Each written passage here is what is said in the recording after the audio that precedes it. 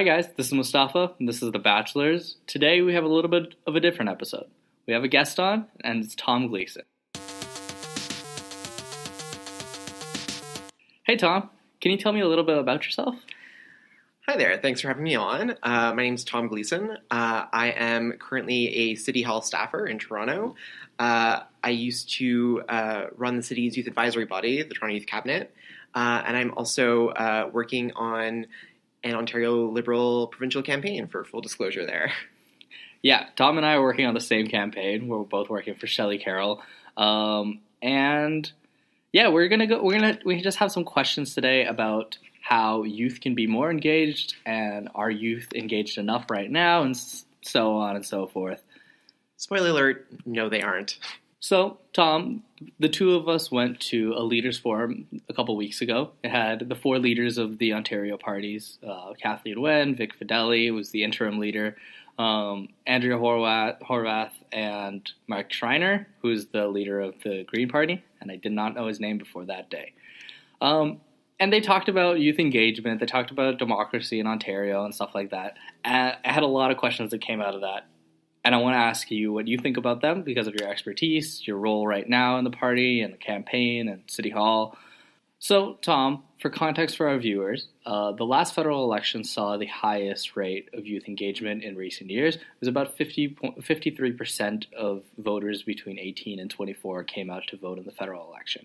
This is lower in provincial and municipal elections, and that was the highest we've seen it in federal elections in a while. So, obviously, youth are not engaged enough. We see that in our jobs every day. We see that in the people that we work with. But I want to know from you, what do you think are some things that we can do to encourage young voters to be more engaged? So I think it's a variety of things. I think it's about meeting them where they are. So whether that's social media, like actually engaging and responding to young people on Twitter or Facebook or Instagram.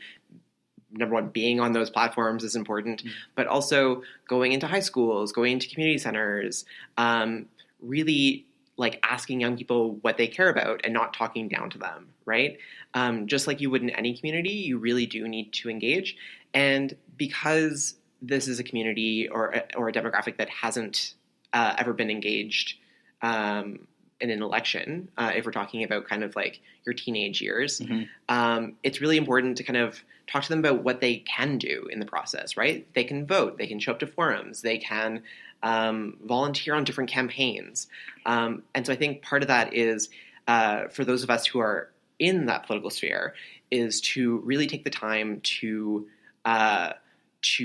foster those young people, to mentor those young people, because we all know, or at least like I'm sure you and I both know, young people who are super interested in getting involved in politics and super passionate. We were, for sure, yeah. Yeah, super passionate about their communities. And I think when you're able to make those connections, and a lot of the work that I know that you did with participatory budgeting in Ward 33 plays in here, right? Because you can see how the system can actually work, and how you can meaningfully contribute.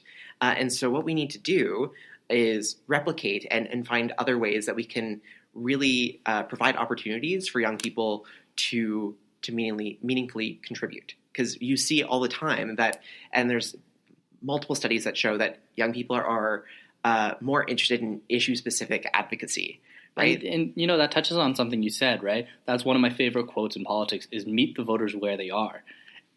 18 to 24-year-olds are voters. They just don't frequently vote, and I feel like it's because they haven't been met where they are. Not exactly physically normally, like it doesn't have to be going up to high schools and universities, but like talking about issues that relate to youth, right? Things like free tuition in Ontario for low-income people.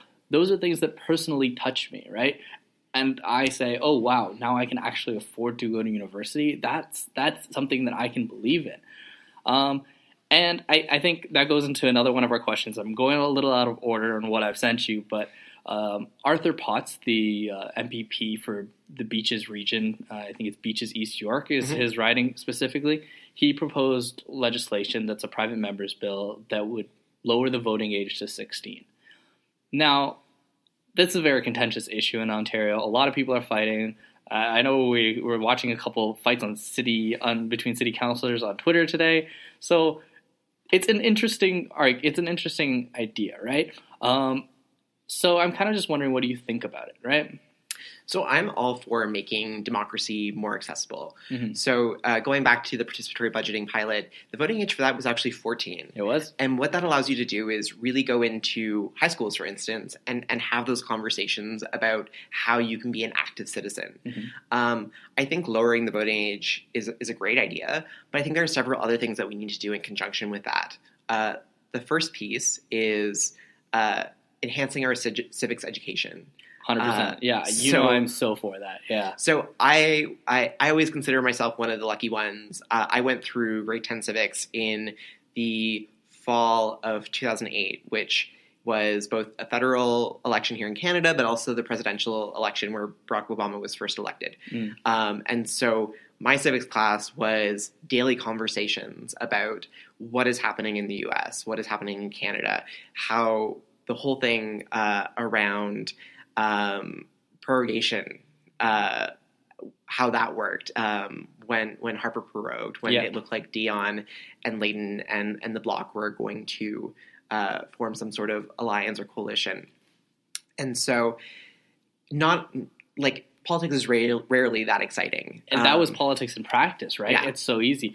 And it's time for me to admit, I have actually never taken a civics class in high school. I was homeschooled, so I got to skip that class. And honestly, I know so much about politics, and I can't say I can attribute to that, but I feel like I knew more about politics, and I know more about politics than kids who were in a class to teach them about how our civic system works, which is so unfortunate, right? And it really speaks to obviously how bad that class was. But yeah, go on. Yeah, so I think if we improve our civics curriculum and make it more engaging, really encouraging schools to reach out to their local member of parliament or provincial parliament or city councilor or trustee and bring them in and have conversations about what they do on a daily basis, how a bill becomes a law, how city council works, right? So few people actually understand what happens here in City Hall, and I don't mean to be Toronto specific. It's just where we happen to be sitting. And so I think if we can improve that, lower the voting age, I think things like making voting day or E-Day a holiday making it even more accessible for students, for people who have full-time jobs. I think that will help. And I also think really encouraging and going into schools and signing people up onto the voters list, I think is a great thing. You could have someone come to the civics class and this is how you register to vote, right? And so that is completely nonpartisan, and it's a way to really engage young people. And you're going right to them, right? Yeah, and that's honestly such an easy thing to change, right?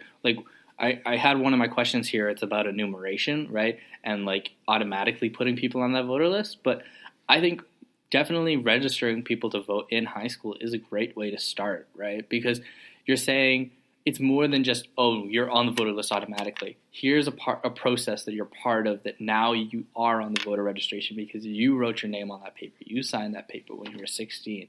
I think that is a really good thing. Also, another one that I wanted to talk about was you touched on how in participatory budgeting, the voter age was 14, and all you had to be was a resident of the area in which you were voting. Do you think that that is something that we should move towards? Maybe not necessarily 14, but maybe opening up voting from just what it is right now, which is only citizens can vote. I know Mike Schreiner, the leader of the Green Party, suggested allowing permanent residents to vote in municipal elections because they still pay property taxes, they still pay sales tax and all of this. What do you think about that? I think that's definitely an idea that we should look at, particularly at the municipal level. As you mentioned, they pay property taxes. All residents end up paying property taxes through the rents if they're a renter. And so I think permanent residents also have a vested interest in the future of the city, of the province, of the country. And so looking at that, especially in a country that is growing as much as we are in terms of immigration and things like that. I think that's something to entertain. Okay. Next I want to talk about is literally at the moment we are sitting in City Hall and the TV behind Tom has the progressive conservative leadership race results, I guess. They're currently fighting over who won and what the difference was and this and that. And it brings up one of the topics that came up in the actual, in the event that we went to, right? Vic Fidelli, who was the interim leader until probably today, we don't know yet, he talked about modernizing voting, right? Getting it digital, getting it online, getting it more accessible in terms of the digital capacity of elections. And he cited the fact that the PC leadership race is working so well and they're doing it great. Clearly, he is very wrong and it has been a mess. But do you think this can be better in the future, or do you think that this is what we're kind of having to deal with for the next little while? I think we're still not there yet. Mm-hmm. So as we're recording this, I'm looking at my phone, and the latest thing from the Toronto Star is that there are 1,300 ballots where they don't know which riding it came from. Right? Wow. That's problematic in a provincial election. Yeah. Especially when some ridings come down to like a few dozen votes, if not less. So I think maybe one day, but I also think that at the same forum, Kathleen Wynne had a good point about how voting is still one of the few community things that we do, where everyone has to come down to the polling station, stand in line together, and then cast that vote, which is a key piece of citizenship in Canada. Right? Yeah. And so I think there was a very big mischaracterization of voting during that event when some people kind of characterized it as you're just standing in line, you're not talking to anyone, you're just there, right? And versus Kathleen Wynne being like, no, this is a community event, you're talking to people. And I know when I've been to, like, I voted in one election, okay? I was very happy to have voted in the last federal election. I voted on an early voting day, went in, there was a couple people in line, and it was chatty, right? Everyone was like, oh, is this your first time voting? I was like, yeah, I'm over the moon excited that I'm voting. And I think there's definitely different experiences in voting, but I think a lot of people have very positive experiences. And by removing that idea and saying, let's spread out polls because everyone can vote online now, we only need one poll in each like large neighborhood. I don't think that that's necessarily the future, right? Maybe more choice. Yeah, so I think having an option of in-person, online. I think the other thing that really addresses the online issue is like the uptake in advanced polling or advanced polling dates, right? So it used to be that you would only go to advanced polls if you were like out of town for the election. Now it's basically like you can vote any of these days, and E-Day or Election Day is just the last day that you can vote. Yeah. And so I think, like, it for me, like, online voting is not addressing a convenience issue. It's more of a demographic thing, which I think Vic Fidelli did actually say, which is like we're not for a younger generation, for our millennials and younger, it's like going someplace, marking an X on a piece of paper is maybe not what they're used to, especially as we're in an age of like smartboards and laptops. And like if you go into a lecture hall at U of T, how many people do you see taking notes by hand? I don't even carry a pen or a pencil anymore. Yeah, exactly. So I think it's not. I don't think online voting is strictly a convenience thing. I think it's more of a native a native language. I mean, I think it's definitely an equitability thing as well, right? It is definitely more. I would say it's more equitable to at least have choice, right? And I guess let's just go into the next one. Vic Fidelli also talked about the fact that if you do an online petition, say on like change.org, right, and you and I start a petition, we get 100 signatures, that petition, we can send it to a MPP, they can see it and they can be like, wow, there's support. But they can never physically print out that petition and take it into the legislature to show everyone, wow, this is 100 names, people that live in your ridings that support this idea. They can't do that unless it's a paper copy with real signatures. And I think, like, I didn't agree with all the things that Vic Fidelli was saying about modernizing the whole system, but that resonated with me, right? Like, if I make a change.org petition that says that we want more homeless shelters in Toronto, I think that should be able to reach the legislature, right? So, like, I'm just going to start out by saying it's the same here at City Hall, right? Mm-hmm. It has to be signed, and then they read them out and put them into the record. But I think petitions can actually have they can be used a different way. So you can, yes, bring them into the legislature and table them, and that's great. But what you can also do is gain publicity for whatever cause you're doing.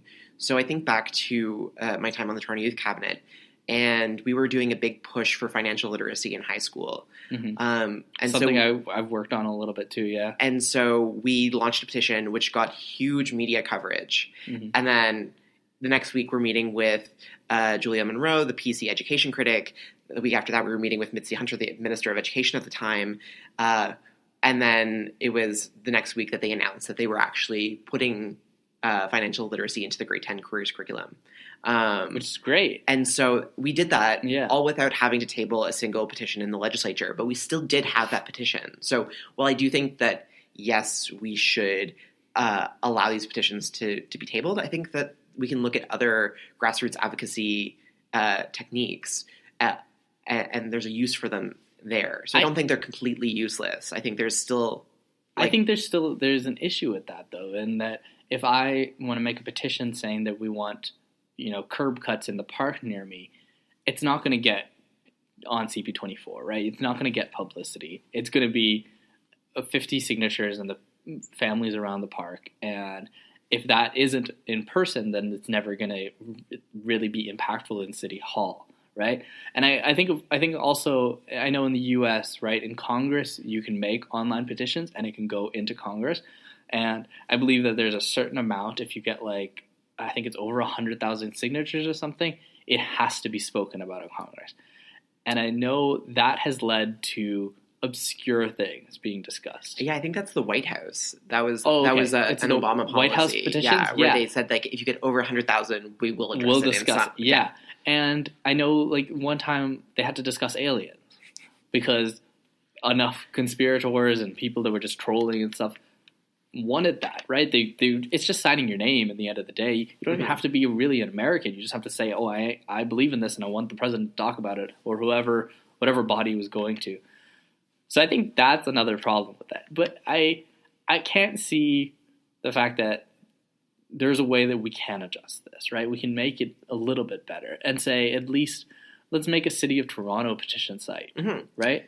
Which is I think some councillors have done that, and I know MPPs have looked into doing this as well. Mm-hmm. And again, that's great. I personally think that taking more grassroots approaches to advocacy work is far more impactful than the actual petition, right? So I think what's more impactful is calling your city councillor, or calling your member of parliament, calling your MPP, and telling them how you feel, or emailing them, right? If your elected official is getting dozens and dozens of emails and phone calls about a specific issue, that's going to resonate, right? Because in that moment, they're accountable. They can't not answer your call or return your email. Mm-hmm. They have to say something, even if it's just thank you for sharing your opinion with us, right? It's really important that we hear this so we know how to best represent our residents. And so I think going back to my point about how young people are more engaged in specific issues as opposed to the whole democratic process, I think looking at that and looking at how our systems, our institutions can better adapt to suit that sort of model of active citizenship is just as important than trying to modernize things that are maybe out of date. And I would argue petitions are a little out of date. I think they have their place in terms of gaining awareness and spreading, gaining traction. But I don't think anyone really bats an eye when someone tables an actual petition, unless it's their own citizens. I definitely agree with that. Like, there is definitely a question of like the effectiveness of petitions. I also think it's really interesting that you touched on the effectiveness of barraging your city councilor with emails, considering you are the person that gets those emails, right? When somebody emails the council that you work for, you're the one that opens that, and you see it, and you're seeing this barrage, and you have, like, yeah, sure, could you click delete on all of them? Maybe. You're just going to get angrier people that are like, why didn't you respond, right? There is accountability there because people care, and people care about the garbage collection on the street and stuff, right? Exactly. Like, at least in our office, we respond to every email from our residents, right? Because that is such a core piece of an elected official's role, is to listen to their constituents and to represent their views. And so, like, unless people tell us what is important to them, we don't know where to focus, right? There are hundreds and hundreds of little issues that happen in a riding or in a ward. And it's important for us to know where to prioritize, since we can't do all things at all times. So if there is a huge issue with X, if we hear a lot about it, we can act on it right away. We can, like, address that community need. And I think encouraging people and letting people know that is something that they can and should be doing is a huge part of that civics education piece. And I am currently still checking the leadership results, so I don't really know what Tom said, but nothing has happened yet. It's crazy. But I do agree with the entire idea of accountability, right? That is the councillor's job, that is your MP's job, your MPP's job. And I think people really underestimate the power of sending that email, right? Like, you go out talking to people and be like, have you contacted your city councilor before? No, I feel like they'll never listen to me. No, that's not true, right? Like, your city councilor's entire job is to listen to your problems. Some might not be as good at it, and some might be a little bit better, but that is their job. And I think that is an important note to touch on. So I've got another question going back to engaging youth voters. And I wanted to ask, do you think engaging youth voters is inherently different, aside from policy issues, really, than engaging older voters, middle age, any other age, just youth versus everyone else? What's different? So, aside from the novelty, I think you have to do the same thing, right? You actually have to take that step and knock on that door or pick up the phone and actually reach out to them or go to that meeting. It's the same thing. They're just in different places, right? So young people are on social media. Yeah.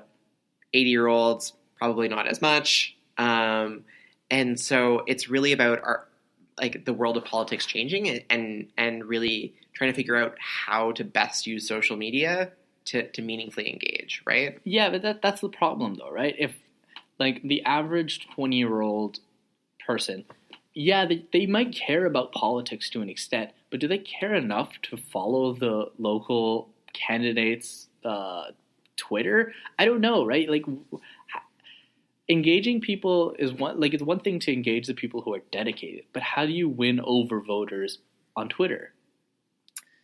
So I think it's about, like, communicating in a way that is relatable, right? So this is where having, if you're running a campaign, for instance, having a really good, like, youth team with you who can help you, like, figure out what's going to resonate.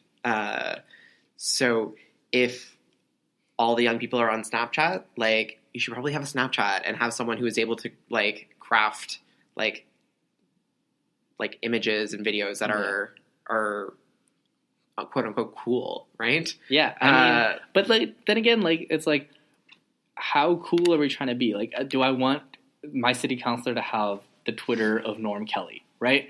No, right? No. Like, that's not the image that I want out of my politicians, right?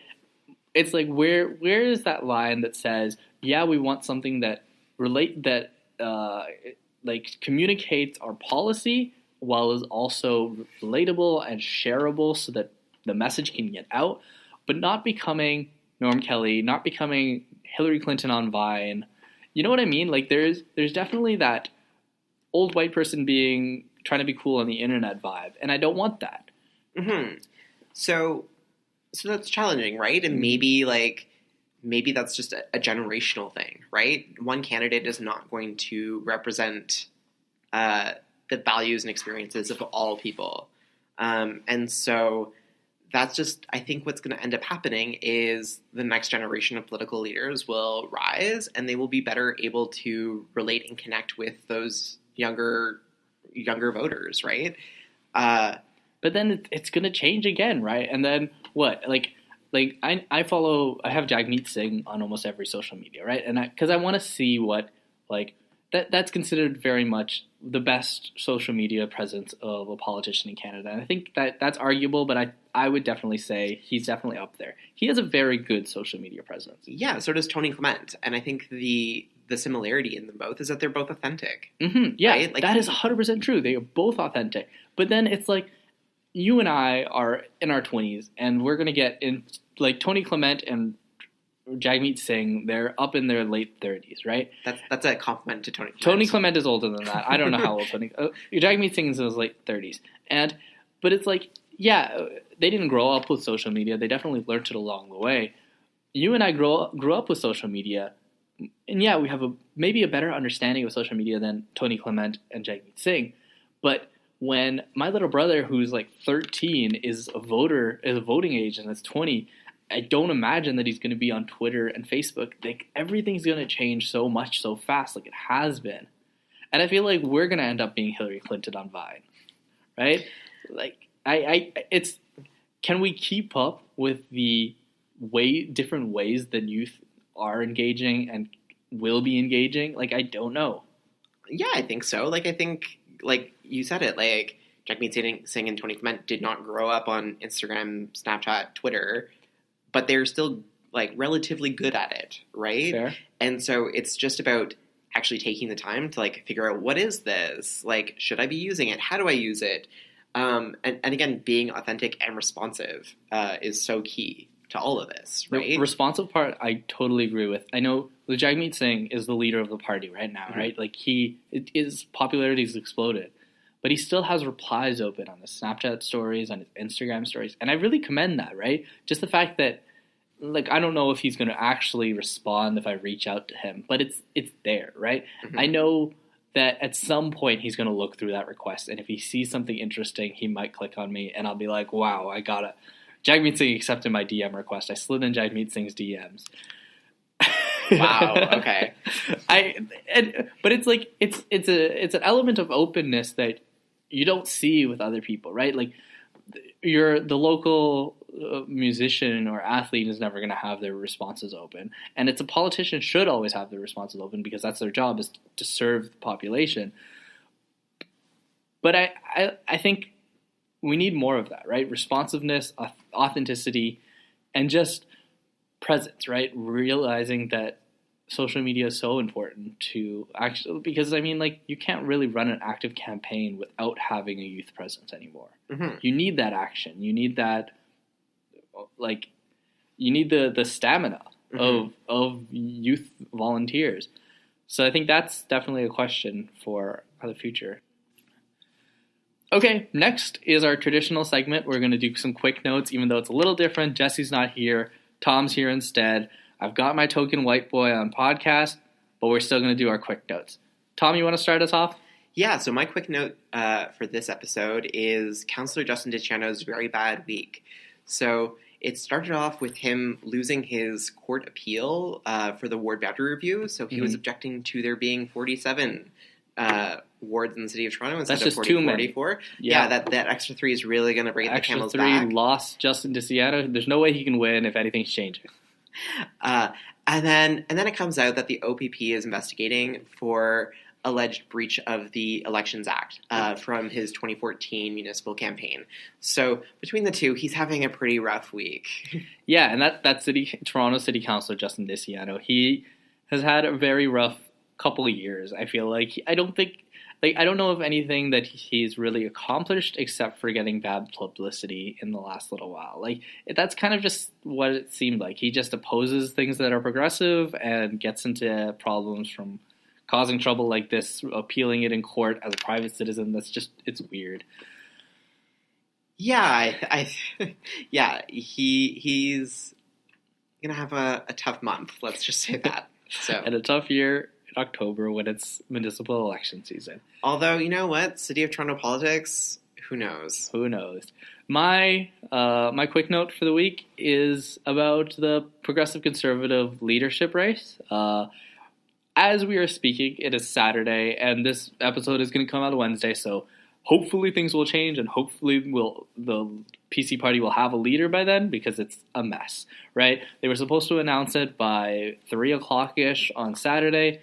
Suddenly, all of the campaigns were like up in arms saying, let's stop. I seemingly want to recount because it seems like it's a virtual tie. I heard mention on CP24 of them needing to go to a coin flip, possibly. Yeah, if it's within like 3 decimal points, then you settle it with a coin flip. Of course, right? That's the obvious thing to do because we're going to decide who is a possible leader of the biggest province, of like the biggest economic province in Canada by a coin flip. That would be the most significant coin flip in Canadian history. Yeah. Yeah. So it's insane, right? And I think it's going to be crazy to see. You're having us in the moment when it's literally on TV right behind us. There's a wedding in the same hall right after this, but the bride and groom can't come out until this is all done because the convention is still on. And that is our episode for the week. Thank you so much to Tom for being on. Tom, do you have anything to say? Thank you for having me, and let's go watch this leadership convention. Yes, we will. Next week, we'll be back with Jesse. It's going to be regular scheduled broadcasting after that, hopefully. Maybe we'll have a guest or two on another time. But until then, see you next week. That wraps up our episode for the day. Thank you all for listening. My name is Mustapha Khamissa. And my name is Jesse Hodson. We hope you enjoyed our discussion, and now we want to hear from you. You can hit us up on email, thebachelorspod@gmail.com, or find me on Twitter @MooseKhamissa. An episode comes out every Wednesday at 5 a.m., just in time for your commute. Tune in then.